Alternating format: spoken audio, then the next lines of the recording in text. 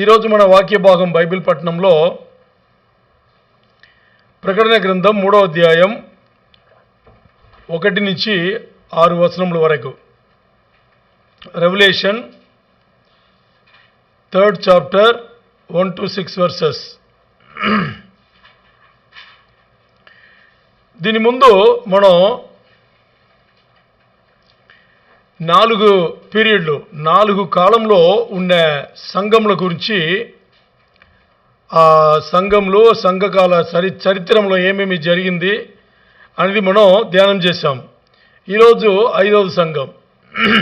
ఈ 4 సంఘములు ఏమనగా, మొదటిగా అపోస్తలిక్ సంఘం, అది ఎఫెసు సంఘం. రెండవది శ్రమలకుండా వెళ్ళిన పెర్సిక్యూటెడ్ సంఘం, శ్రమలకుండా వెళ్ళిన సంఘం, స్మరణ సంఘం. మూడవది ద స్టేట్ లేకపోతే అఫీషియల్ చర్చ్ అంటారు. అంటే క్రైస్తవ్యం వచ్చేసి ప్రభుత్వమే, రోమా సామ్రాజ్యమే మదం కింద లెక్కించిన ఆ సమయం, దాన్ని ద స్టేట్ లేకపోతే అఫీషియల్ చర్చ్ అని చెప్తారు. అది పెర్గమ సంఘం. దాని తర్వాత ద పాపసీ పీరియడ్ అంటారు. ద పాపసీ పీరియడ్ అంటే the rise and development of Catholic church. దాని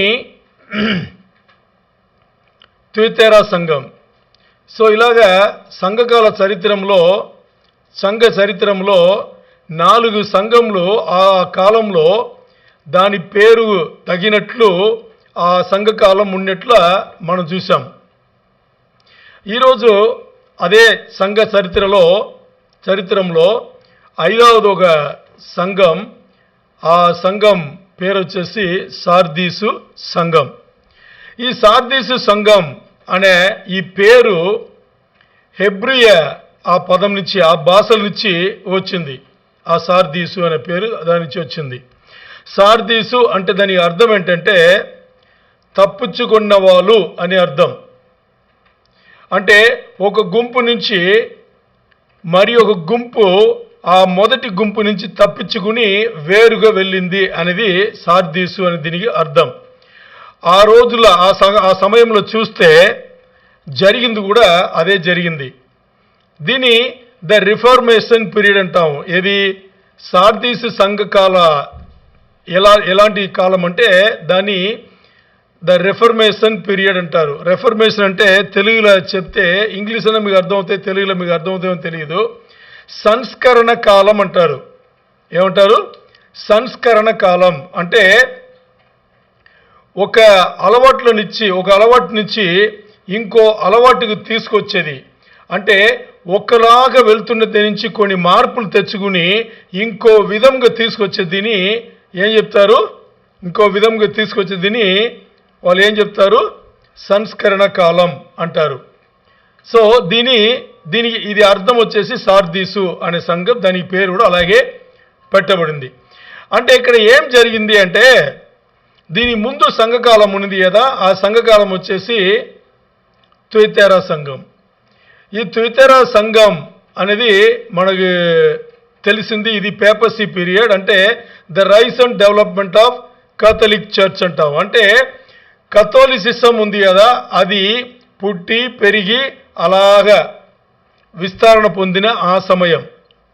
సో ఇప్పుడు ఈ కథోలిక చర్చ్ ఆ సంఘకాలంలో ఉండేటప్పుడే ఆ సంఘంలో ఉన్న కొంతమంది వాళ్ళు వెళ్తున్న దారి, వాళ్ళ అలవాట్లు చూసేసి, ఇది కాదు కదా వాక్యానుసారం, వాక్యం ఇలా చెప్పట్లేదు కదా, యేసయ్య బోధ ఇలా లేదు కదా అని చెప్పేసి ఆ సిద్ధాంతంను, అంటే ఏ సిద్ధాంతంను? కథోలిక సంఘం ఉంది కదా, ఈ కథోలిక సంఘముగా సిద్ధాంతంను నచ్చగా కొంతమంది దాన్ని సరిచేయాలి అని చెప్పేసి తయారయ్యారు. ఇప్పుడు మీకు అర్థమైంది. వీళ్ళు ఏర్పరచుకున్న సంఘమే సార్దీసు సంఘం. వీళ్ళు ఉన్న కాలమే సంస్కరణ కాలం, అంటే ద రెఫర్మేషన్ పీరియడ్ అంటాం. ఎందుకు అంటే వీళ్ళకి ఈ కథోలిక సంఘం ఉండేవాళ్ళు, కథోలిక సంఘం అంటే మనకు తెలుసు, యేసయ్య అమ్మగా ఉన్న మరియను వాళ్ళు దేవునిగా పూజిస్తారు. ఇంకా విగ్రహారాధన భయంకరంగా ఉంటుంది. ఇది మనం తుయతైర సంఘంలో మనం చూసాం, ఈ కాలంలో చదివేటప్పుడు మనం చూసాం. మరి ఇప్పుడు వీళ్ళకి ఇది నచ్చల. ఎందుకంటే పరిశుద్ధ గ్రంథంలో ఇది ఏం చెప్పలా, యేసయ్య బోధ అలా లేదు, అపోస్తలుల బోధ అలా లేదు అని చెప్పేసి ఒక గుంపు తయారైవి వీళ్ళు బయటికి వచ్చి వీళ్ళు ఏం చేశారంటే, బయటికి రాలా, వీళ్ళు కథోలిక సంఘంలో ఉండుకునే ఏం చేయాలంటే దాన్ని కరెక్ట్ చేయాలి, వాక్యానుసారమైన సంఘముగా మార్చాలి అని చెప్పేసి మొదలెట్టి దాంట్లో ఉండలేక వాళ్ళు ఏం చేస్తారంటే బయటికి రావాల్సిన అవసరం వచ్చింది. అందుకని వాళ్ళు బయటికి వచ్చి ఓ గుంపుగా తయారయ్యి వాళ్ళు సంఘం పెట్టుకున్నారు. వీళ్ళను ఈ కథోలిక సంఘం వాళ్ళు ఏమని పిలిచారంటే ద ప్రొటెస్టెంట్స్ అన్నారు. ద ప్రొటెస్టెంట్స్ అంటే వాళ్ళ ఆ కథోలిక సంఘంలో ఉండే సిద్ధాంతముకు వ్యతిరేకించిన వాళ్ళను ఆ కథోలిక సంఘం ఉండే వాళ్ళు వీళ్ళని పిలిచింది ఎలా పిలిచారు, ద ప్రొటెస్టెంట్ అని పిలిచారు. అంటే తెలుగులో చెప్పాలంటే కథోలిక సిద్ధాంతముకు వ్యతిరేకం చేసేవాళ్ళు అని వాళ్ళు పిలిచారు. మరి ఇప్పుడు క్రైస్తవ్యంలో చూస్తే ఈరోజు లోకంలో క్రైస్తవ్యంలో చూస్తే రెండు గుంపులు ఉన్నారు. ఒకటి కథోలిక గుంపు, ఇంకోటి వచ్చేసి ద ప్రొటెస్టెంట్. వీళ్ళు అంటే కథోలిక సిద్ధాంతం తప్పు అని చెప్పేవాళ్ళు. ఒకటి కథోలిక సిద్ధాంతం పాటించేవాళ్ళు, ఇంకొకరు ఎవరు కథోలిక సిద్ధాంతం తప్పు అని చెప్పేవాళ్ళు.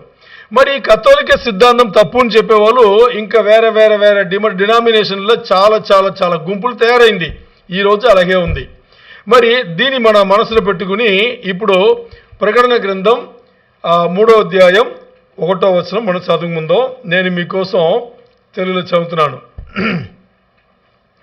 సార్దీసులో ఉండే సంఘపు దూతకు ఇలాగ రాయుము, 7 నక్షత్రములను దేవుని 7 ఆత్మలను గలవాడు చెప్పు సంగతులేమనగా, నీ క్రియలను నేను ఎరుగుదును. ఏమనగా, జీవించుచున్నావన్న పేరు మాత్రం ఉన్నది గాని నీవు మృతుడవే. ఎంత బాగా చెప్పారు చూసారా యేసయ్య.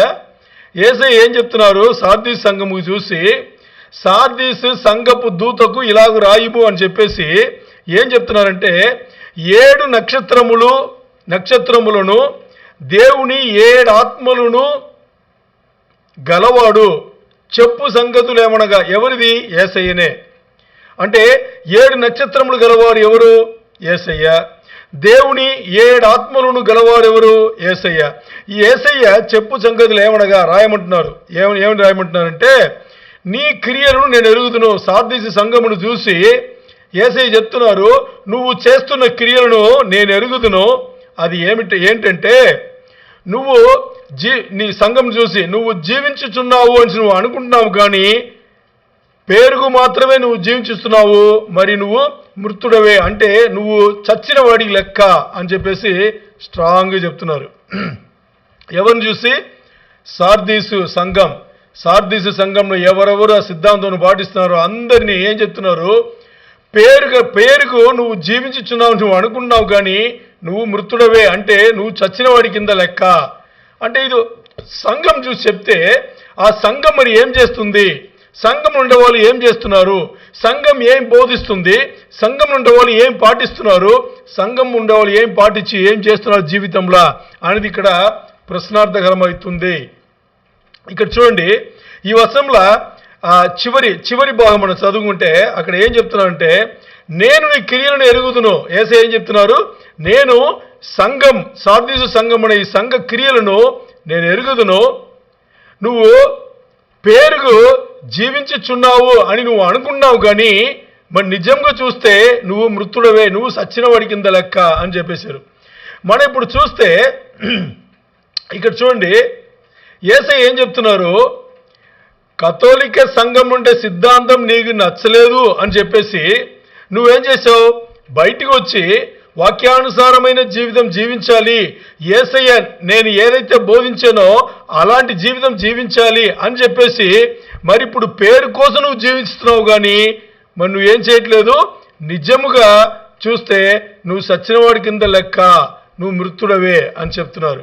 అంటే వీళ్ళు ఏం చేశారంటే, వీళ్ళ ఉద్దేశం బాగానే ఉంది, కథోలిక సంఘంలో వీళ్ళు సరిగ్గా చేయట్లేదు, వాళ్ళ సిద్ధాంతం కరెక్ట్ కాదు, యేసయ్య ఉపదేశం చెప్పట్లేదు, అపోస్తలుల ఉపదేశం అక్కడ లేదు, వాక్యానుసారమైన జీవితం లేదు, అని చెప్పేసి బయటికి వచ్చిన వాళ్ళు వీళ్ళు వచ్చిన దాని నుంచి ఏం చేశారంటే కాల్వినిజం అని ఉంది. జాన్ కాల్విన్ అనేసి ఒక వ్యక్తి బోధించిన బోధను వీళ్ళు ఏం చేశారంటే ప్రధానంగా పెట్టుకుని వీళ్ళు దాన్ని పాటించారు. అలా పాటిస్తే దాంట్లో ఏముంటుంటే వాక్యం ఎక్కువ వింటారు, ఎక్కువ చదువుతారు, మరి దాని ప్రకారం నడుచుకోరు. అది ఇప్పుడు యేసయ్య చెప్పింది. మీకు ఇప్పుడు అర్థమై ఉంటుంది. సార్దీసు సంఘం నుండే వాళ్ళు ఎక్కువ వాక్యం చదువుతారు, వాళ్ళ వాక్యం అన్నీ ప్రార్థన ఉంటుంది, ప్రార్థనలే వాక్యంగా ఉంటుంది, ఇవన్నీ ఉంటుంది. కానీ మరి ఆ వాక్యం చెప్పినట్టుగా జీవితం వాళ్ళు జీవించట్లేదు. అందుకని యేసయ్య ఏం చెప్తున్నారు, మీరు మంచి ఉద్దేశంతో బయలుదేరి వచ్చారు, మీ క్రియలు నేను ఎరుగుదును, మీ పని మీరు ఏదైతే పని చేస్తున్నారో అది నాకు తెలుసు, మరి పేరు కోసం మీరు బతికి ఉన్నారు. కానీ నిజంగా చూస్తే మీరు మరణించిన వాళ్ళ కింద లెక్క, చచ్చిన వాళ్ళ కింద లెక్క అని చెప్పేసి ఇక్కడ యేసయ్య చెప్తున్నారు. ఇప్పుడు వీళ్ళు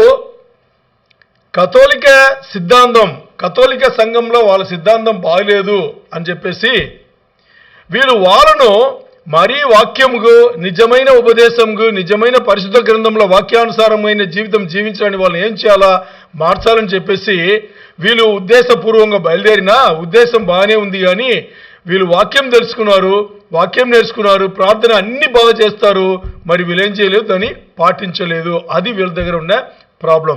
అంటే వీళ్ళు ఏం చేశారు, వాక్యం ఎక్కువ చదివి తల అంటే బుర్రల పూర్తిగా పెట్టుకున్నారు. కానీ దాని వేళ ఏం చేశారు, వాక్యం చెప్పినట్టుగా వాళ్ళు జీవితంలో పాటించలేదు. అది పెద్ద తప్పు. అందుకని యేసయ్య చెప్తున్నారు, నేను మీ క్రియలను ఎరుగుదును అని చెప్పిన యేసయ్య వాళ్ళు ఏమేమి పని చేశారు అని చెప్పేసి అక్కడ చెప్పట్లేదు. చూడండి, అంటే నేను మీ క్రియలను ఎరుగుదును అని చెప్పిన యేసయ్య ఏమేమి క్రియలు వాళ్ళు చేశారు అని చెప్పేసి అక్కడ యేసయ్య లిస్ట్ అవుట్ చేయట్లేదు, ఒకటి కింద ఒకటి చెప్పట్లేదు. అంటే దాని అర్థం ఏంటంటే వాళ్ళు ఏం చేయలేదు. వాళ్ళు ఏమైనా చేసి ఉంటే యేసయ్య చెప్పింటారు. అందుకని వాళ్ళు మొత్తానికి వాళ్ళు వాక్య జ్ఞానం కానీ తెలివిని కానీ తెచ్చుకున్నారు. కానీ మరి వాళ్ళు ఏం చేశారు, హృదయంలో పెట్టి జీవితంలో దాన్ని పాటించలేదు. అందుకని వాళ్ళు ఏం చెప్తున్నారంటే యేసయ్య ఏం చెప్తున్నారు, మీరు బతికున్నారని అనుకున్నారు, కానీ మీరు సచ్చిన వాళ్ళ కిందనే లెక్క. సో మీరు ఏదైతే కథోలిక సంఘం నుంచి మార్పు తీసుకొచ్చి మంచిగా వాక్యానుసారమైన జీవితం జీవించాలి, అలాంటి బోధలే బోధించాలని వచ్చిన వాళ్ళు మీరు చచ్చిన వాళ్ళ కింద లెక్కగా ఉన్నారు అని చెప్తున్నారు. అంటే ఇక్కడ క్రియలు అనగానే యేసయ్య దేని గురించి మాట్లాడుతున్నారంటే యాకోబు రాసిన పత్రిక 2:20 మనకి అందరికీ తెలుసు. ఏంటి అంటే యాకోబు రాసిన పత్రిక 2:20 యాకోబు చెప్తారు, ఏం చెప్తున్నారంటే మీకు తెలుసా, క్రియలు లేని విశ్వాసం చచ్చిన దాని కింద లెక్క అని అక్కడ చెప్పేశారు, ఓపెన్ చెప్పేశారు. యాకోబు రాసినది 2:20 తర్వాత 26వ వచనంలో ఎలాగా శరీరం ఆత్మ లేకుండా చచ్చిన దానికి సమానమో అలాగే క్రియలు లేని విశ్వాసం చచ్చిన దాని కింద లెక్క. సో ఇక్కడ చూస్తే యేసయ్య ఈ సార్దీసు సంఘముకు ముందునున్న సంఘకాలం తుయతైరా సంఘంలో అక్కడ చూస్తే యేసయ్య ఏం చెప్తాడంటే పూర్తిగా వాళ్ళు చేసిన క్రియల గురించి చెప్పింటారు. అంటే వాళ్ళు చేసిన క్రియలు ఏంటి, వాళ్ళు వచ్చేసి విగ్రహారాధనను వాళ్ళు ఎంకరేజ్ చేశారు, అలాగే బెలాము బోధను వాళ్ళు ఎంకరేజ్ చేశారు, అది పాపముకు తీసుకెళ్ళింది. మరి అదే కథోలిక సంఘం తుయతైరా సంఘం చాలా మంచి పనులు చేసిందని యేసయ్య ఒక మంచిగా కమెంట్స్ ఇచ్చింది కూడా మనం అక్కడ చూస్తాం. మరి ఇక్కడ సార్దీసు సంఘంకి వచ్చేటప్పుడు వీళ్ళు ఉద్దేశం ఏంటి, కథోలిక సంఘంలో వాళ్ళు అన్ని తప్పుడు సిద్ధాంతాలు పట్టుకున్నారు, దీన్ని మేము మారుస్తాము అని చెప్పేసి వచ్చిన వాళ్ళు వీళ్ళేం చేస్తున్నారు, వీళ్ళు మొత్తాన్ని వాక్యంను తీసుకుంటున్నారు, మరి జీవితంలో దాన్ని పెట్టకుండా వీళ్ళేం చేస్తున్నారు, ఇది అన్యుల కింద లెక్క అయిపోతుంది. ఇప్పుడు అన్యులకు కూడా వాళ్ళ సిద్ధాంతంలో చాలా బాగానే ఉంటుంది, మరి జీవితంలో వాళ్ళు పాటిస్తారా, పాటిస్తారు, దాని కింద వీళ్ళు ఏం చేశారు, లెక్కగా వాళ్ళు వచ్చారు. సో వీళ్ళు చెయ్యని పని ఏంటంటే, వీళ్ళు చెయ్యని క్రియ ఏంటంటే ఏదైతే వాక్యం చెప్పిందో దాని జీవితంలో పెట్టలేదు. అందుకని యేసయ్య చెప్తున్నారు, నేను మీ క్రియలను ఎరుగుదును, అది ఏమీ లేదంటే మీరు ఏమీ చేయలేదు. అంటే దాని అర్థం ఏంటంటే ఆత్మీయంగా మీరు మరణించారు, ఆత్మీయంగా మీరు చచ్చిన వాళ్ళు అవుతున్నారు అని చెప్పేసి చెప్తున్నారు. ఈరోజు చూడండి, చాలా సంఘములలో ఇదే నిజమవుతుంది. ఈరోజు కథోలిక సంఘంలో మనం పక్కన పెడతాం. కథోలిక సంఘం వచ్చేసి ఎనివే వాళ్ళు విగ్రహారాధన, తర్వాత బెలాము బోధ, ఇవన్నీ వాళ్ళు పాటించి అలాంటి ఒక దీని కింద వెళ్తున్నారు. దాన్ని మనం ఆడట్లేదు. మరి ప్రొటెస్టెంట్ అయిన మన వేరే వేరే డినామినేషన్లో ఉండే మనమే, వేరే వేరే గుంపులు ఉండే మనమే మనం ఏం చేస్తున్నాం? చాలా సంఘంలో చూడండి, ఈరోజు వాళ్ళందరూ కూడా వాక్యం బాగానే ఉంటుంది, మరి వాళ్ళు ఆత్మీయంగా మరణించిన వాళ్ళ కిందనే లెక్క ఉంటారు. ఎందుకంటే వాళ్ళ జీవితంలో ఎవరు పాటించారు. చాలా సంఘం ఉండే వాళ్ళు విశ్వాసులు, చాలా సీరియస్ అయిన విశ్వాసులు చూడండి, మాటలు బాగుంటుంది, వాక్యములు బాగుంటుంది, ప్రార్థనలు బాగుంటుంది, ఆరాధన బాగుంటుంది, అన్నీ బాగుంటుంది. మరి వాళ్ళు ఎప్పుడూ అనుభవంలో వాళ్ళ జీవితంలో దాన్ని పాటించలేదో అది ఆత్మీయంగా వాళ్ళు మరణించిన వాళ్ళ కింద లెక్క. అంటే ఆత్మీయ మరణం కన్నా ఇంకొక చెడ్డ విషయం ఏమీ లేదు అనేది మన అందరూ అర్థం చేసుకుంటే బాగుంటుంది. ఇప్పుడు ప్రకటన 3:2 నేను తెలుగులో చదువుతున్నాను. ప్రకటన 3:2, నీ క్రియలు నా దేవుని ఎదుట సంపూర్ణమైనవిగా నాకు కనబడలేదు గనుక జాగరూకుడవై చావనయున్న మిగిలిన వాటిని బలపరచుము. బాబోయ్, చూసారా ఇక్కడ? ఇది వచ్చేసి ఓ నేరారోపణ అన్నమాట. ఏం చెప్తున్నారంటే ఇంకోసారి చదువుతున్నాను, నీ క్రియలు నా దేవుని ఎదుట, అంటే మీరు ఏదైతే పని చేస్తున్నారో, ఏం చేయలేదు అక్కడ, బట్ ఏదైతే చేస్తున్నారో ఆ చేయనిందే చెప్తున్నారు. మీరు ఏదైతే క్రియలు చేస్తున్నారో నా దేవుని ఎదుట సంపూర్ణమైనవిగా నాకు కనబడలేవు. అంటే దానికి అర్థం ఏంటి? మీరు ఏదైతే పనులు చేయాలని అనుకుని మీరు చేయలేదో అది ఇంకా ఏమీ లేదు, అంటే పని మీరు ఏమీ చెయ్యట్లేదు. అందుగనక జాగరూకుడవై మీరు జాగ్రత్త తెచ్చుకుని చావనే ఉన్న మిగిలిన వాటిని, అంటే కొంతమంది బతికి ఉన్నారు, ఆ చావని ఉన్న మిగిలిన వాటిని బలపరచుము, దాన్ని మీరు సరిచేసుకోండి అని చెప్పేసి ఇక్కడ ఏం చేస్తున్నారు? యేసయ్య వార్నింగ్, హెచ్చరిక ఇస్తున్నారు. ఆ హెచ్చరిక ఏంటని మనం తేటగా చూద్దాం. ఇక్కడ చూస్తే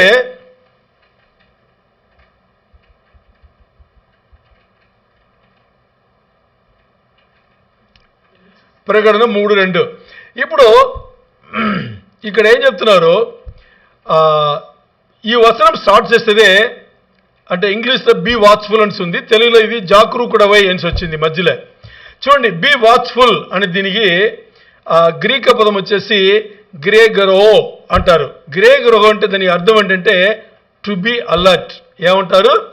టు బి అలర్ట్, లేకపోతే లేవండి అనమాట. అంటే నిద్రనిచ్చి లేవండి, మీరు అలర్ట్గా జాగ్రత్తగా ఉండండి, లేకపోతే మీరు ఏదైతే చేస్తున్నారో దాని నుంచి మల్లుకోండి అని చెప్పడం. ఇక్కడ చూస్తే వాక్యం ఎప్పుడు కూడా బోర్ కొట్టదు. పరిశుద్ధ గ్రంథంలో ఆదికాండం 1వ అధ్యాయం నుంచి 1వ అధ్యాయం 1వ వచనం నుంచి చివరిలో ప్రకటన 22వ అధ్యాయం 22 చివరి వచనం వరకు చూసిన ఒక్క వచనం కూడా బోర్ కొట్టదు. మరి సంఘంలో ఉపదేశం చేసేటప్పుడు కూడా అది బోర్ కొట్టకూడదు. బోర్ కొడితే దాని అర్థం ఏంటంటే వాక్యం వచ్చేసి ఎలా బోర్ కొట్టలేదో చదివేటప్పుడు ఆ వాక్యంను మన ఉపదేశం రీతిగా తీసుకొచ్చేటప్పుడు వినేవాళ్ళకు కూడా అది బోర్ కొట్టకూడదు. అలా బోర్ కొడితే దానికి అర్థం ఏంటంటే చెప్పేవాళ్ళు సరిగ్గా చెప్పట్లేదు, వినేవాళ్ళకు సరిగ్గా వాళ్ళు విశ్వాసంతో తీసుకోవట్లేదు అని అర్థం.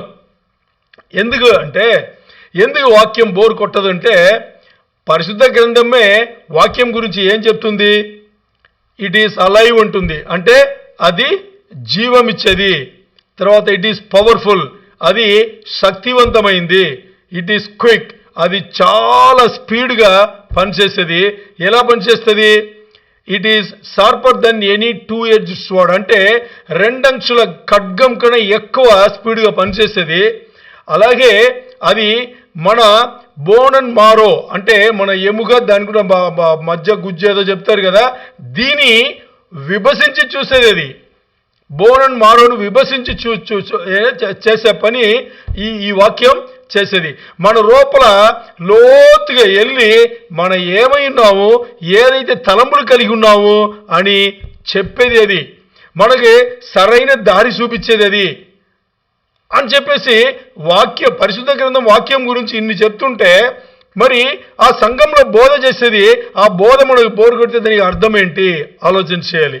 అందుకని ఇక్కడ సంఘం నడిపోవాలి అంటే ఆ సంఘముకు యేసయ్య చెప్పింది, సంఘం నడిపోవాలి, మేలుకోండి, మల్లుకోండి. పాస్టర్స్ చెప్తున్నారు, పెద్దలకు చెప్తున్నారు, మీరు మేలుకోండి, లేకపోతే ఈ సంఘముకు హెచ్చరిక ఇచ్చేదే మీరు మేలుకోండి అని చెప్పేసి యేసయ్య హెచ్చరిక చేస్తున్నారు.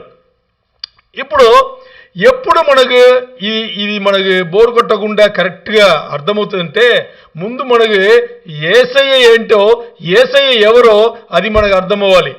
ఇప్పుడు ఇదే ప్రకటన 3:1లో మనం చూస్తే 3:1లో మనం చూస్తే ముందు భాగమంతా ఏమనిస్తుంది, అక్కడ 7 ఆత్మలు 7 నక్షత్రములను 7 ఆత్మలను కలిగిన వాడు చెప్పు సంగతులు ఏమనగా అని చెప్పబడింది. అంటే యేసయ్య గురించి. ఇక్కడ యేసయ్య గురించి మనం తెలుసుకుంటే మిగతాన్ని మనకు బాగానే తెలుస్తుంది. యేసయ్య గురించి మనకి అవగాహన ఉండాలి. యేసయ్య గురించి అవగాహన లేదంటే బైబిల్లో మనం ఎక్కడ ఏది కూడా సరైన రీతిలో మనం అర్థం చేసుకోము. మనకు అర్థం కాని విషయం మన జీవితంలో పెట్టలేము. అంటే ఇక్కడ చూస్తే ప్రకటన 1:4 యేసయ్యను గురించిన ఆ విషయం బాగుంటుంది. అలాగే ఇప్పుడు 3:1 చెప్పిన 7 ఆత్మలు కలిగిన వాడు అని చెప్పింది, అక్కడ కూడా చెప్పబడి ఉంటుంది. అంటే ఈ 7 ఆత్మలు అనేది వచ్చేసి ఇప్పుడు పరిశుద్ధాత్మనే 7 ఆత్మలు కలిగిన వాడు అని మనం చెప్తున్నాం. ఈ పరిశుద్ధాత్మను 7 ఆత్మలు నుంచి ఎందుకు చెప్తున్నాం అంటే, ఈ 7 అనే ఈ సంఖ్య, ఈ నంబర్ వచ్చేసి హిబ్రూ వాళ్ళ హిబ్రేయుల సంస్కృతిలే దీన్ని ఏం చెప్తారంటే, అది ఒక పరిపూర్ణతకు సంపూర్ణముకు చెప్పబడిన సంఖ్య. అది మనకు తెలుసు. ఈ 7 ఆత్మల గురించి, 7 ఆత్మలు కలిగిన పరిశుద్ధాత్మ దేవుని గురించి ఎక్కడ చెప్పబడిందంటే, మనకు పాత నిబంధన గ్రంథంలో ఐసయ్యా 11:1-2 మనకు చెప్పబడింది. దీని ముందే మనం చూసినాము. అయినా కానీ నేను మీకోసం ఒకసారి చదువుతున్నాను. ఐసయ్యా పాత నిబంధన గ్రంథం నుంచి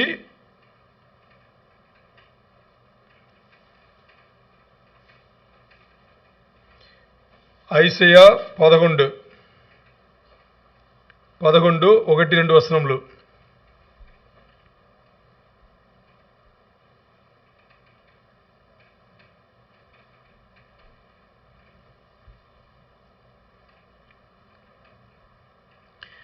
నేను చదువుతున్నాను, మీరు అందరూ వినండి. ఐసయ్యా 11:1 యేసాయి మొద్దు నుండి చిగురు పుట్టును, వాని వేరుల నుండి అంకురము ఎదిగి ఫలించును. 2వ యెహోవా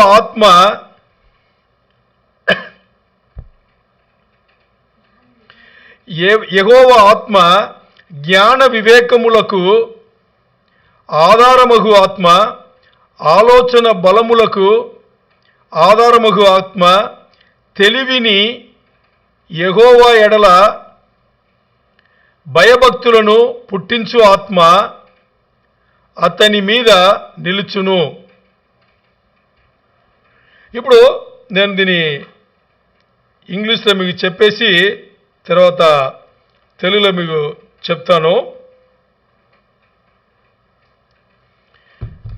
Out of the stump of David's family will grow a shoot, yes, a new branch bearing fruit from the old root, and the spirit of the Lord will rest on him. అంటే దావీదు వంశావళి నుంచి ఒక చిగురు పుట్టును, అక్కడి నుంచి ఫలించును అని చెప్పింది. తర్వాత 2వ the spirit of the lord అంటే దేవుని ఆత్మ అనేది, దేవుని ఆత్మ అనేవారు విల్ రెస్ట్ ఆన్ హిమ్, ఆ దేవుని ఆత్మ ఆయన పడిన వచ్చి ఉండును అంటే యేసయ్య పైన వచ్చి ఉండును దేవుని ఆత్మ. ఈ దేవుని ఆత్మ అనేది ఒకటి. రెండవది వచ్చేసి ఈ దేవుని ఆత్మ వచ్చేసి జ్ఞానం కలిగిన ఆత్మ. మూడు వచ్చేసి అండర్స్టాండింగ్, అవగాహన కలిగిన ఆత్మ. 4 వచ్చేసి ద స్పిరిట్ ఆఫ్ కౌన్సిల్, అంటే న్యాయం ఇది అన్యాయం ఇది తేటగా తెలుసుకుని మనకు నేర్పే ఆత్మ. 5 వచ్చేసి might, the spirit of might. The spirit of might అంటే ఆయనకు అన్ని తెలుసు, ఉన్నవాడు చెప్తారు కదా, ఏం చెప్తారు తెలుగులో, ఉన్నవాడు అనువాడు అంటారు కదా, అది అలాంటి కలిగింది, తెలిసింది. తర్వాత ద స్పిరిట్ ఆఫ్ నాలెడ్జ్, తెలివి కలిగిన ఆత్మ. తర్వాత the spirit of the fear of the lord, అంటే దేవునికి భయభక్తి కలిగిన ఒక ఆత్మ అని చెప్పేసి 7 ఆత్మలు కలిగిన ఆత్మ. ఇది పరిపూర్ణ పరిశుద్ధాత్మ దేవుని గురించి మాడప్పుడు పరిపూర్ణ ఆత్మ అని చెప్పడానికి. ఇవన్నీ మనకి నేర్పది, మన రూపం నుండి చేసేది అన్నీ కూడా ఈ పరిపూర్ణమైన సంపూర్ణమైన పరిశుద్ధాత్మ దేవుడే. ఇప్పుడు ఎందుకు ఇక్కడ తీసుకొచ్చామంటే, ఈ సార్దీసు సంఘంలో అన్ని బాగుంది. ఏం బాగుంది? వాక్యం బాగుంది, ప్రార్థన బాగుంది, ఆరాధన బాగుంది. ఇవన్నీ వాళ్ళకి వాక్యం తీసుకుని ఆ అవగాహన, తెలివి, జ్ఞానం, ఇవన్నీ తీసుకుంటున్నారు. మరి ఒక్కటి మిస్సింగ్. ఆ ఒకటి ఏంటంటే పరిశుద్ధాత్మ దేవుని అనాయింటింగ్, ఆశీర్వాదం లేదు వాళ్ళకి. పరిశుద్ధాత్మ దేవుని నింపుదల వాళ్ళకి లేదు. ఇక్కడ అది లేదు కాబట్టి వాళ్ళకి ఆ జ్ఞానం, వాక్య జ్ఞానం తీసుకుంటున్నారు. మరి వాళ్ళ జీవితంలో పెట్టి అంటే వాళ్ళకి ఆ జ్ఞానం తీసుకుని తల పెట్టుకుంటున్నారు కానీ, బుర్రలో పెట్టుకుంటున్నారు కానీ, అది ఎలా తీసుకెళ్ళి ఏం చేయాలని అవగాహన ఇవ్వాల్సిన పరిశుద్ధాత్మ దేవుని నింపుదల, పరిశుద్ధాత్మ దేవుని సన్నిధి, పరిశుద్ధాత్మ దేవుని సహవాసం లేదు కాబట్టి అది వాళ్ళకి అక్కడ మిస్ అయింది. మరి వాళ్ళకి వాక్యం లేదంటే వాక్యం పూర్తిగా ఉంది. మనం ఇలాంటి చర్చకు మనం వెళ్ళామనుకోండి, బైబిల్ పట్టుకుని వెళ్ళామనుకోండి, వాళ్ళు వాక్య ఉపదేశం చూసి మన బైబిల్లో అన్ని చూసుకుంటే ఆశ్చర్యపడిపోతాం. ఎందుకంటే వాళ్ళ వాక్యమే ప్రార్థనగా ఉంటుంది, ప్రార్థననే వాక్యంగా ఉంటుంది, అంత బాగుంటుంది. మరి ఇక్కడ ఏంటి పోయింది అంటే పరిశుద్ధాత్మ దేవుని నడిపింపు, ఆ అనాయింటింగ్, బ్లెస్సింగ్ లేదు. అది లేదు కాబట్టి ఆ సంఘంలో ఉండే పాస్టర్స్, ఎల్డర్స్ వాళ్ళు ఏం చేయాలి? పెద్దలు, పాస్టర్లు వాళ్ళు మేలుకోవాలి. ఇప్పుడు వాళ్ళ ప్రార్థన ఎలా ఉండాలంటే, ఉండిందన్నీ బాగానే ఉంది కానీ ఏది లేదో దాని అది కావాలని చెప్పేసి వాళ్ళ ప్రార్థన ఉండాలి అనేది ఇక్కడ మనం అర్థం చేసుకోవాలి. ఎందుకంటే ప్రకటన 3:2 అక్కడ ఏం చెప్తుందంటే, and strengthen the things which remain, అంటే ఏదైతే మిగిలి ఉందో అంటే కొంతమంది ఏం చేస్తున్నారంటే దాన్ని పాటిస్తున్నారంట. ఏదైతే మిగిలి ఉందో దాన్ని కాపాడుకుంటున్నారు. అక్కడ ఆ మిగిలి ఉంది కూడా ఎలా ఉందంటే సత్య స్థాయిలో, మరణించే స్థాయిలో ఉంది అని చెప్తున్నారు. అదే ఇక్కడ చెప్పింది, and strengthen the things which remain that are ready to die, మరణించడానికి సిద్ధంగా ఉన్న దీన్ని కాపాడుకోండి అని చెప్పేసి అక్కడ చెప్పబడింది. అంటే సంఘం మొత్తానికి చచ్చిన దాని కింద లెక్క. ఈరోజు మనం ఈ ప్రొటెస్టెంట్ చర్చ్ అని చెప్తున్నాం కదా, అంటే కథోలిక సంఘం కాకుండా వేరే వేరే గుంపులు, చాలా డినామినేషన్స్ ఉన్నాయి. ఈ దీంట్లో ఎక్కువ సంఘంలో చచ్చిన దాని కిందనే లెక్క, సార్దీసులాగా అని ఇక్కడ చెప్పబడింది. ఎందుకంటే వాళ్ళు చేసే ఉపదేశం వచ్చేసి ఆ రోజు ఉన్న ఆ మనుషుల జీవితం ఉంది కదా, ఆ జీవితముకు అది ఏదైతే నేర్పాలో అది నేర్పట్టుగా లేదు.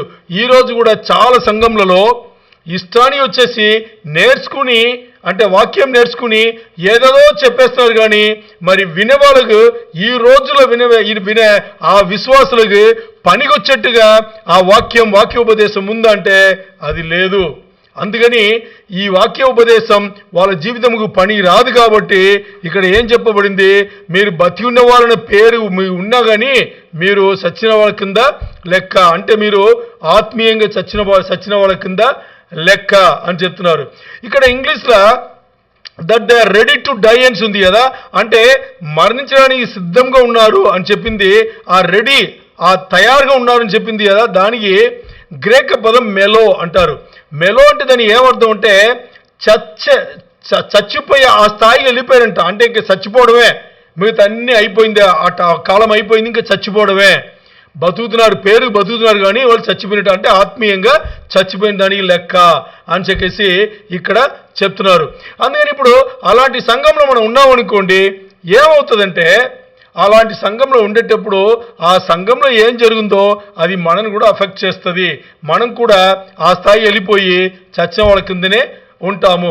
అందుకని ఏ సంఘంలో ఎవరైతే ఉపదేశం చేస్తున్నారో, ఎవరైతే పాటిస్తున్నారో జీవితంలో, ఆ సంఘంలో మనం విశ్వాసిగా ఉండాలి. అందుకని ఇది ఇక్కడ ఇలాగ చెప్పబడింది. ఇక్కడ సార్దీసు సంఘం గురించి, సార్దీసుకు సంబంధించిన ఈ రోజుల్లో ఉండే ఆ సిద్ధాంతములు పాటించే అన్ని సంఘంలోకి యేసయ్య ఇచ్చే హెచ్చరిక ఏంటి అని చూస్తే, హెచ్చరిక ఒకటి, మీరు బతికినారు అని మీరు పేరు కింద ఉన్నారు కానీ మీరు మరణించిన వాళ్ళ కింద లెక్క, మృతుడవే అని చెప్పేసి యేసయ్య చెప్పినారన్నమాట.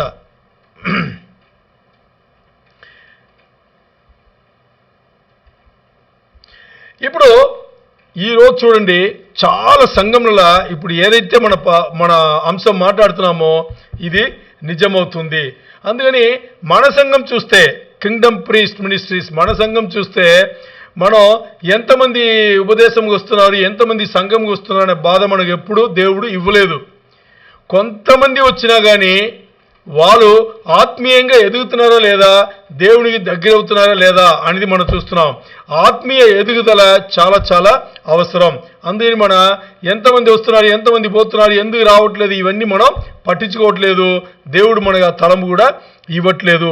సార్దీసు సంఘముకు చూసి అక్కడ యేసయ్య చెప్పేది, కొంతమంది బతికుంటున్నారు, వాళ్ళు కూడా సత్యస్థాయిలో వెళ్ళిపోతున్నారు, వాళ్ళను బతికించుకోండి అని చెప్పేసి యేసయ్య చెప్తున్నారు. ఎందుకంటే మీరు చేసే ఉపదేశములు కానీ, మీరు చేసే క్రియలు కానీ ఆ విశ్వాసులు వినేటప్పుడు వాళ్ళకి జీవితంలో పాటించేట్టుగా, వాళ్ళకి సరిపోయేట్టుగా అది ఉండాలి అని చెప్పేసి యేసయ్య చెప్తున్నారు. అదే ప్రకటన 3:2 ఇంకా ఏం చెప్తున్నా అంటే, నేను మీ క్రియలను వచ్చేసి సంపూర్ణమైన మీ క్రియలను నేను ఏమీ చూడలేదు, దేవుని ముందు నేను పట్టలేను అని చెప్పేసి అక్కడ చెప్తున్నారు.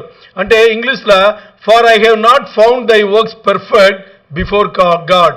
మీ క్రియలు సంపూర్ణమైన క్రియలుగా నేను ఏది చూడలేదు కాబట్టి అది దేవుని ముందు నేను పెట్టలేను అని చెప్తే, అక్కడ ఆ సంపూర్ణమైన పెర్ఫెక్ట్ అనే ఇంగ్లీష్లో పదం వాడబడింది. దానికి గ్రేక పదం వచ్చేసి ప్లేరోహో అంటారు. అంటే దాని అర్థం ఏంటంటే ఫుల్, లేకపోతే టు బి ఫిల్డ్ అప్, అంటే పరిపూర్ణమైంది అని అర్థం. అంటే ఇక్కడ పరిపూర్ణమైంది ఏమి లేదని యేసయ్య ముందే చెప్పినారు. అదే యేసయ్య చెప్పింది, నేను మీరు ఏదైతే క్రియలు చేస్తున్నారో అది పరిపూర్ణమైనట్టుగా నేను చూడలేదు, ఎందుకంటే మీ దగ్గర క్రియలే లేవు, ఆ క్రియలే ఎంప్టీ, క్రియలు లేవు కాబట్టి నేను దాన్ని. అంటే ఇక్కడ ఏం జరుగుతుందంటే, ఆ సార్దీసు సంఘంలో ఆ రోజు వెళ్ళిన వాళ్ళు కానీ ఈ రోజు కూడా సార్దీసు సంఘం పాటించిన అదే సిద్ధాంతం పాటించే వాళ్ళందరూ కూడా ఏం చేస్తున్నారంటే, మేము క్రైస్తవులే. ఎందుకు క్రైస్తవులంటే, మేము ఎవరిని శపించట్లేదు, ఎవరి జోలికి పోవట్లేదు, మేము సిగరెట్ బీడీలు ఏమి తాగట్లేదు, మేము ఆల్కహాల్ మందులేమి తాగట్లేదు, మేము ఈ తప్పుడు అర్థం ఇచ్చే జోక్లేమి మేమేం చేయట్లేదు, మా వరే మేము జీవితం కరెక్ట్గా ఉన్నాము అని వాళ్ళు అనుకుని మేము నిజమైన క్రైస్తవుల నుంచి అనుకుంటున్నారు. కానీ మరి యేసయ్య చూపుకు వాళ్ళు ఏం చేస్తున్నారంటే, వాక్యానుసారమైన అలాంటి ఒక జీవితంలో వాళ్ళు వాక్యం చెప్పేది పెట్టి పాటించలేదు కాబట్టి అక్కడ క్రియలు ఏమీ లేకుండా ఎంటీ అయింది. అందుకని అక్కడ ఏం చెప్తున్నారంటే, మన జీవితంలో విశ్వాసి యేసయ్య బిడ్డ అని చెప్పుకోవాలంటే మన జీవితంలో ఏమి చేస్తున్నాం అనేది ఇక్కడ ఇంపార్టెంట్ అని చెప్పేసి యేసయ్య అక్కడ చెప్పినారు. మనందరికీ కూడా తెలుసు, మనం ఓ ఉద్దేశం కిందనే ఈ లోకంలో పెట్టబడి ఉన్నాం. ఈ లోకంలో దేవుడు మనను పుట్టించింది ఒక ఉద్దేశం పూర్వంగానే పుట్టించున్నారు. అందుకని మన ఈ లోక జీవితంలో ఏమి చేస్తున్నాము అనేది ఇంపార్టెంట్. నేను విశ్వాసిని, యేసయ్య బిడ్డని, నాకు రక్షణ ఇచ్చినారు, నేను బాప్టిజం తీసుకున్నా, మారు మనసు పొందిన, ఇవన్నీ బాగున్నా కానీ మరి జీవితంలో, రోజువారీ జీవితంలో ఏం చేస్తున్నాము అనేది ఇక్కడ సార్దీసు సంఘంకి యేసయ్య ఇచ్చిన హెచ్చరిక. వాళ్ళ క్రియలన్నీ ఎంటీగా ఉంది. వాళ్ళకి బైబిల్ చదువుతున్నారు, బైబిల్ నాలెడ్జ్ అవగాహన అన్నీ వాక్య జ్ఞానం తెలివన్నీ బుర్రలో పూర్తిగా పెట్టుకున్నారు, మరి వాళ్ళు ఏమి క్రియలు చేయట్లేదు, వాక్యానుసారమైన జీవితం అక్కడ జీవించట్లేదు అనేది అక్కడ ఆయన ఇచ్చిన నేరారోపణ. ఇప్పుడు ప్రకటన 3:3 నేను చదువుతున్నాను. నీవెలాగూ ఉపదేశము పొందితివో, ఎలాగూ వింటివో జ్ఞాపకము చేసుకుని దానిని గైకొనుచు మారు మనసు పొందుము. ఇంకోసారి చదువుతున్నాను, బాగా వినండి. ఎందుకంటే ఇది మన జీవితముకు పనికొచ్చే విషయం. ఈరోజు మన సంఘంలో చాలా మంది ఇదే వాళ్ళకి సూట్ అవుతుంది. అందుకని బాగా హెచ్చరిక చేసి చెప్తున్నాను, సీరియస్గా వినండి. ప్రకటన 3:3 వచనం, నీవు ఎలాగూ ఉపదేశము పొందితివో, అంటే మనం మారు మనసు పొంది బాప్టిజం పొంది మనం వచ్చిన తొలి రోజుల్లో, ఆ స్టార్టింగ్లో మనం ఎలా ఉన్నాం అదే ఇక్కడ చెప్తున్నారు. నీవెలాగూ ఉపదేశము పొందితివో, ఎంత సీరియస్గా యేసయ్య టీచింగ్ ఉపదేశంలో ఆ పాస్టర్లు కానీ పెద్దలు కానీ సంఘ పెద్దలు కానీ చేసిన ఉపదేశంలో వింటావో, ఎలా పొందితివో, ఎలాగ వింటివో దాన్ని ఎంత బాగా దాన్ని గ్రహించావో దాన్ని జ్ఞాపకం చేసుకో. అంటే ఆ తొలి రోజుల్లో, విశ్వాస జీవితంలో వచ్చిన తొలి రోజుల్లో అందరూ కూడా సీరియస్గా చాలా విషయాలు పాటించుంటారు కదా, ఆ దానిని జ్ఞాపకం చేసుకుని దానిని గైకొనుచు, ఇక చూడండి, దాని గైకొనుచు అంటే జీవితంలో పెట్టి పాటించి మారు మనసు పొందుము. ఇప్పుడు ఏదైతే చేస్తున్నావో అంటే ఏ క్రియలు చేయలేదో అది మారు మనసు పొంది ఇంక మీద వాక్యానుసారమైన జీవితం జీవించండి. నీవు జాగరూకుడువై ఉండిన ఎడల నేను దొంగవలే వచ్చేదను. నువ్వు జాగ్రత్తగా లేదనుకో, నువ్వు జాగ్రత్తగా లేదు, జాగరూకుడవై ఉండని ఎడల నేను దొంగవలే వచ్చేదను. ఏ గడియను నీ మీదికి వచ్చేదనో నీకు తెలియదు అని చెప్పేశారు. అంటే నువ్వు జాగ్రత్తగా లేదనుకో, నీ పైన నేను ఏ సమయంకి వస్తానో నీకు తెలియని కూడా తెలియదు. ఆ సమయంలో నేను వచ్చి నీకేం చేయాలో చేస్తాను అని చెప్పేసి ఇక్కడ ప్రకటన 3:3 చెప్పబడింది. అంటే ఇక్కడ చూడండి, ఇక్కడ ఏదైతే నువ్వు తొలి రోజుల్లో నువ్వు విశ్వాసంగా మారు మనసు పొంది బాప్టిజం పొంది తొలి రోజుల్లో నీ విశ్వాస జీవితంలో ఏదైతే వింటివో, ఏమి నువ్వు విన్నావు? దేవుని వాక్యమే విన్నావు. ఇక్కడ వీళ్ళు కూడా ఈ సార్దీసు సంఘంలో ఈ రిఫర్మేషన్ పీరియడ్లో వీళ్ళు వినింది కూడా ఏంటి? వాక్యమే ఉన్నారు. వాక్యం ఎవరి ద్వారా ఉన్నారు తెలుసా? ఆ రోజులున్న మార్టిన్ లూథర్ ఎంత సీరియస్ అయిన వ్యక్తి వాక్యంలా, అంటే పరిశుద్ధాత్మ సన్నిధి సహవాసం 24 గంటలు పొందిన వ్యక్తి. అలాంటి ఒక ఆయన దగ్గర ఆయన ఏం చేశారు? వాక్యం విన్నారు. జాన్ కాల్విన్ దగ్గర విన్నారు, జ్వింగ్లీ అని ఆయన దగ్గర. ఇలాంటి వాళ్ళు ఎలా అంటే దేవుని కోసం, దేవుని రాజ్యం కోసం, యేసయ్య కోసం ప్రాణం విడిచిపెట్టే వాళ్ళు ఇంకా ఎంతో మంది ఉన్నారు, వేల మంది ఆ రోజు ఉన్నారు. అలాంటి వాళ్ళ దగ్గర వాక్యం విన్న వాళ్ళు, వాక్య జ్ఞానం బాగానే ఉంది.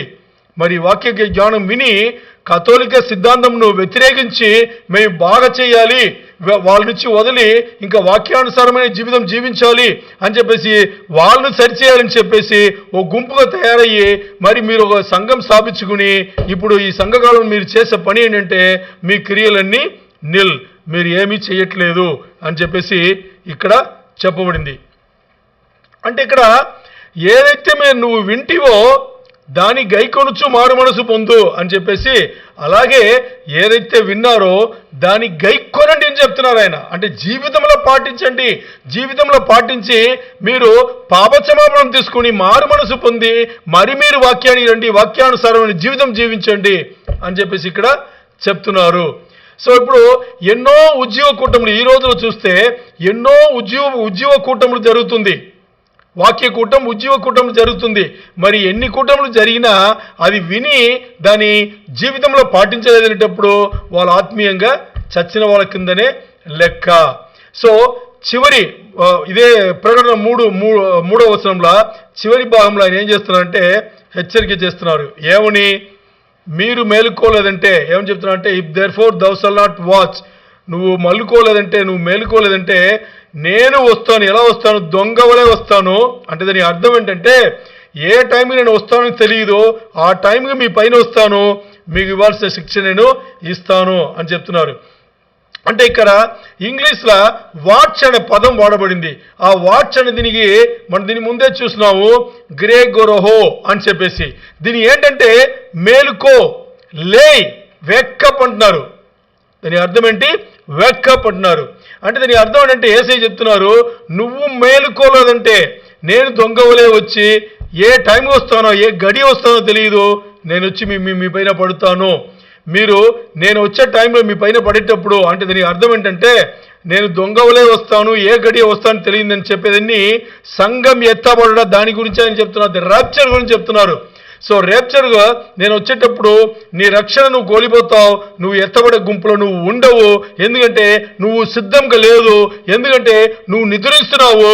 నువ్వు బతికినానని, నేను జీవంగా ఉన్నానని బతికినానని నువ్వు పేరుగా అనుకున్నావు, కానీ నువ్వు మరణించిన వాడే, ఆత్మీయ మరణం పొంది ఉన్నావు.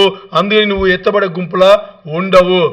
సో ఈ రిఫర్మేషన్ చర్చ్ అంటే ఏదైతే కథోలిక సిద్ధాంతం వద్దని చెప్పేసి ఓ గుంపు వచ్చి వీళ్ళు ప్రొటెస్టెంట్ చర్చ్ కింద వీళ్ళు మారారో, రిఫర్మేషన్ చర్చ్ కింద మారారో, ఈ సార్దీసు సంఘం వాళ్ళందరూ ఒక్క వచనం పైన ఆధారపడి వీళ్ళు బయటకు వచ్చి వీళ్ళు సపరేట్గా ఒక గుంపు కావాలని అనుకున్నారు. ఏ వచనం అంటే ఎఫీసీయులకు రాసిన పత్రిక 2:8. ఎఫీసీయులకు రాసిన పత్రిక 2:8. ఆ వచనం చెప్పేది ఏంటి? For by grace are you saved through faith. అంటే దేవుని యొక్క కృప వల్ల, ఫెయిత్ విశ్వాసం ద్వారా మీకు రక్షణ కలిగింది. దేవుని కృప విశ్వాసం ద్వారా మీకు రక్షణ కలిగింది. మీరు చేసింది ఏమీ లేదు, మీ క్రియలు ఏమీ లేదు అక్కడ. మరి ఇది దేవుడు మీకు ఇచ్చిన ఒక బహుమానం, ఒక గిఫ్ట్ అని చెప్పారు. For by grace are you saved through faith and that not of yourself, మీ వల్ల కాదు, it is the gift of God. దేవుని వల్ల నుంచి వచ్చిన, దేవుని దగ్గర నుంచి వచ్చిన అది ఒక బహుమానం అని ఇక్కడ చెప్పబడింది. అంటే దీని నుంచి వాళ్ళు ఏం చేస్తారంటే, ఆ తొలి రోజులు ఆరంభించేటప్పుడు బాగానే ఆరంభించారు. మరి రాను రాను వీళ్ళు ఏం చేశారంటే వాక్య జ్ఞానం తీసుకున్నారు, అవగాహన తీసుకున్నారు. మరి ఏదైతే దేవుని కృప వల్ల యేసయ్యలో విశ్వాసం ద్వారా వీళ్ళకి రక్షణ వచ్చింది అనేది మర్చిపోయి జీవితంలో గైకొని దాని జీవితంలో పెట్టి పాటించకుండా వీళ్ళు ఏం చేశారు, చచ్చిన వాళ్ళ కింద లెక్క అయ్యి సంవత్సరములు గడవను దానిచ్చి దూరం అయిపోయి వీళ్ళు ఇప్పుడు సపరేట్గా క్రియలు ఏమి లేకుండా ఎంటిగా వాళ్ళు తయారయ్యారు. అందుకని ఈరోజు అలాంటి సంఘముకు వెళ్ళే వాళ్ళకి రక్షణ అంటే కూడా ఏమని తెలియదు. మీకు ఆశ్చర్యంగా ఉండొచ్చు. ప్రొటెస్టెంట్ చర్చ్లో మనందరూ కూడా ప్రొటెస్టెంట్స్లే, వేరే వేరే డినామినేషన్లో వేరే వేరే గుంపులు ఉన్నాము. దీంట్లో చాలామంది ఎవరైతే కథోలిక సిద్ధాంతం కాదని చెప్పేసి వచ్చి మార్చారో, సార్దీస్ సంఘంకి వచ్చారో, ఆ సిద్ధాంతం పాటించే వాళ్ళు ఈ రోజులో చాలా మంది సంఘం ఉన్నాయి. ఆ సంఘంకు వెళ్ళే విశ్వాసులకు చాలా మందికి రక్షణ అంటే ఏంటని తెలియదు వాళ్ళకి. ఇంకా దీనికన్నా ఒక చాలా ఘోరమైన అసింగమైన విషయం ఏం కావాలి? అది ప్రకటన 3:4 నేను మీకు చదువుతున్నా. ప్రకటన 3:4. అయితే తమ వస్త్రములను అపవిత్రపరుచుకొనని కొందరు సార్దీసులో నీ యొద్దనున్నారు. ఇది కొంచెం మంచిగా చెప్తున్నారు యేసయ్య, కమెండేషన్ ఇస్తున్నారు. ఏమని? అయితే తమ వస్త్రం, ఇలాంటి ఒక వాతావరణమును కూడా, ఇలాంటి సార్దీసు సంఘం ఉండే వాతావరణం కూడా పేరు కోసం బతికున్నారని చెప్పి ఉండి మృతులు మరణించిన వాళ్ళ కింద లెక్కైన అలాంటి సార్దీసు సంఘంలో కూడా ఏమంటున్నారు? తమ వస్త్రములను అపవిత్రపరచుకొనని కొందరు సార్దీసులో నీ యొద్దనున్నారు. వారు అర్హులు గనుక తెల్లని వస్త్రములు ధరించుకొని నాతో కూడా సంచరించెదరు. Wow, amen. చూసారా?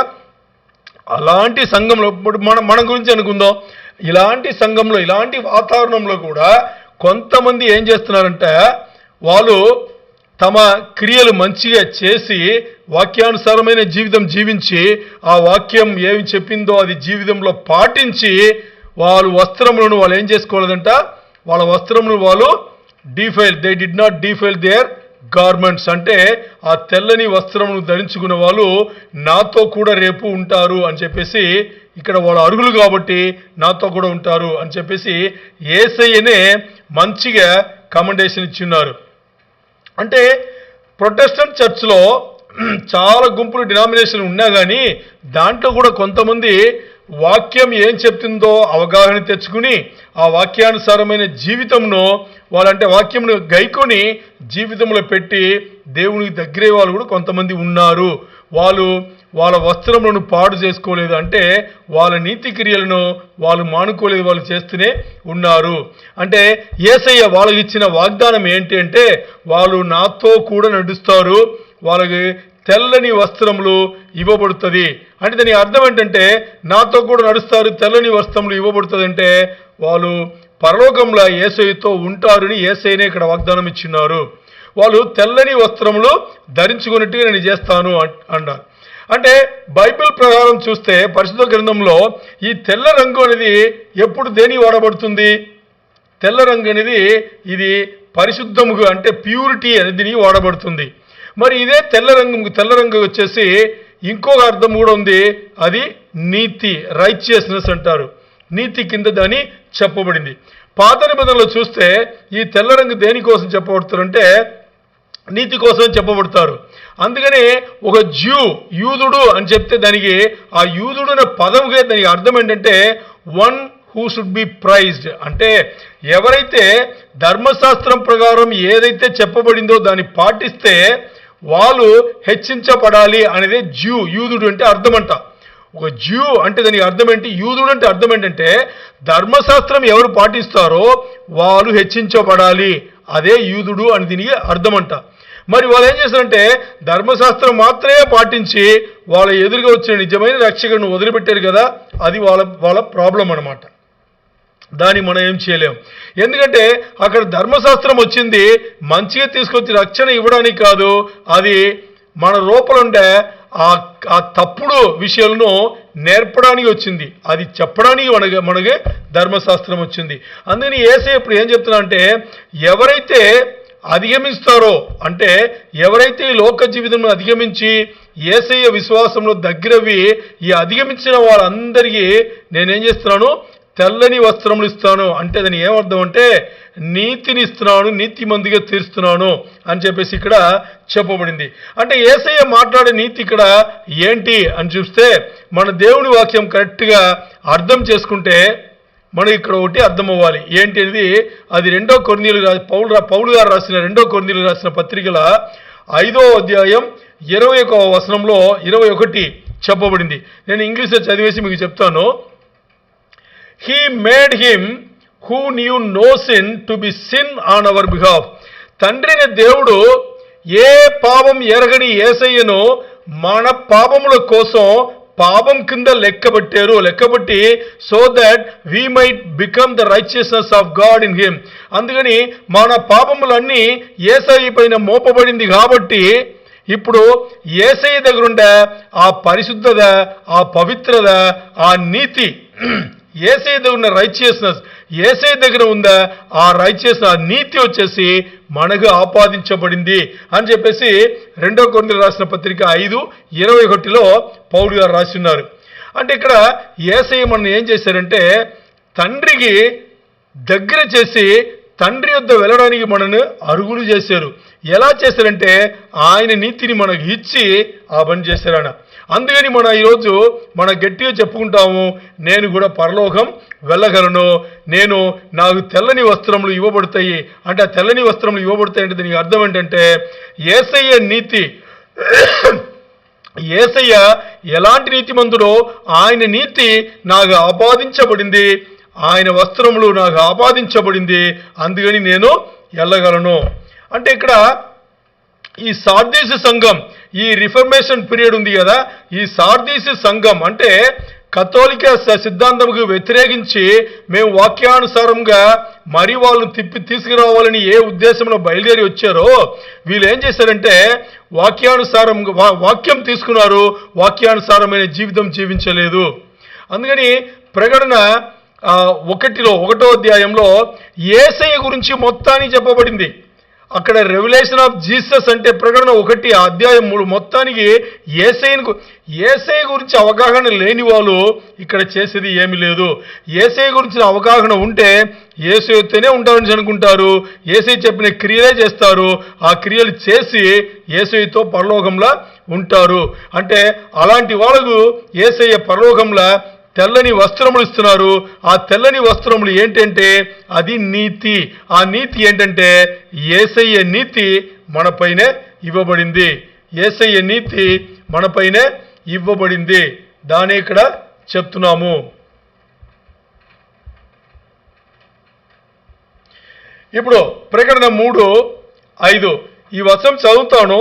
మరి దీని గురించి నేను ఎక్కువ చెప్పను, ఎందుకంటే దీని గురించి ఒక పెద్ద మన ఎక్కువ టైం తీసుకుని చదవాలి. కానీ నేను లైట్ చెప్పేసి వదిలేసి సమయం వచ్చేటప్పుడు దీని గురించి పూర్తిగా బాగా లోతుగా మనం వెళ్దాం. ప్రకటన 3:5 మీకోసం నేను చదువుతున్నాను, వినండి. జయించువాడు అలాగున తెల్లని వస్త్రములు ధరించుకొనును, జీవ గ్రంథములో నుండి అతని పేరెంత మాత్రము తుడుపు పెట్టగా నా తండ్రి ఎదుట ఆయన దూతల ఎదుట అతని పేరు ఒప్పుకొందును.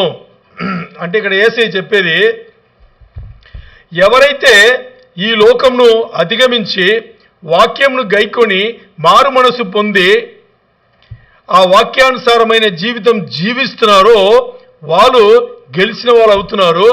వాళ్ళకు నేను తెల్లని వస్త్రములు ఇస్తాను అని మొదటి భాగం చెప్తే, రెండో భాగం ఏం చెప్తుందంటే పరలోకం నుండే జీవ గ్రంథంలో వాళ్ళ పేర్లు తుడిచిపెట్టకుండా పేర్లు జీవ గ్రంథంలో ఉండునట్లు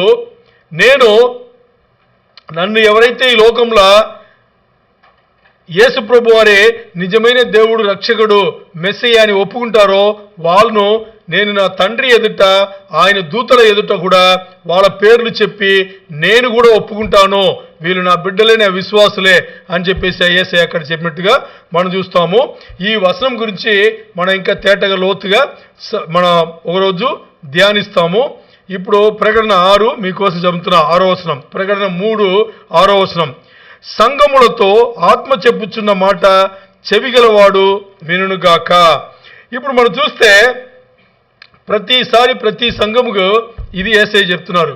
అంటే దాని అర్థం ఏంటంటే ఎవరైతే ఆత్మ చెప్పు సంగతులు వింటున్నారో, అంటే పరిశుద్ధాత్మ నడిపింపుతో ఎవరైతే విని గైకొని దాని జీవితంలో పాటిస్తున్నారో వాళ్ళకు దేవుని యొక్క ఆశీర్వాదం ఇవ్వబడుతుంది. ఎవరైతే అలాంటి పని చేయలేదో, అంటే ఎవరైతే వాక్యం చదివి విని దాని గైకొని జీవితంలో పాటించలేదో, పరిశుద్ధాత్మ నడిపింపు పొందలేదో వాళ్ళకి దేవుని ఆశీర్వాదం ఇవ్వబడదు. అంటే పేరు కోసం అర్థం ఏంటంటే పేరు కోసం ఎవరు కూడా దేవుడి దగ్గర ఉండొద్దు. యేసయ్య అని చెప్పొద్దు, యేసయ్య నా దేవుడి నుంచి పేరు కోసం ఎవరు చెప్పొద్దు. అలా చెప్తే వాళ్ళు బతి ఉంటారు, కానీ మరణించిన వాళ్ళ కింద లెక్క, చచ్చిపోయిన వాళ్ళ కింద లెక్క. అందుకే ఆ వచనం చెప్పింది, నువ్వు బతికున్నావు అని నువ్వు చెప్తున్నా కానీ నువ్వు నిజముగా మృతుడవే అని చెప్పేసి యేసయ్య స్ట్రాంగ్గా అక్కడ చెప్పినారు. అందుకని ఈరోజు మనను పరీక్షించుకోవాలి. దేంట్లో పరీక్షించుకోవాలి?